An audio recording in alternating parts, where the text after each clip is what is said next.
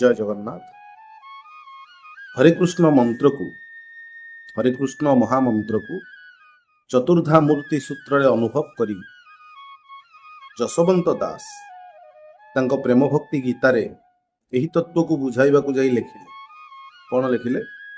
लिखिले मंत्र ए हरे कृष्ण देहि गोविंद गुरु जा उपदेश देहि गोविंद अक्षर भद्र शाखा गोविंद भूपत रूपे से राधिका गोविंद रे अक्षर बलदेव गोविंद रेवती परि अनुभाव गोविंद गुरु अक्षर कृष्ण देहि गोविंद श्री जगन्नाथ यात्रा कही गोविंद स्नु से सुदर्शन पूर्ण गोविंद हे मंत्रे चतुर्थ प्रमाण गोविंद।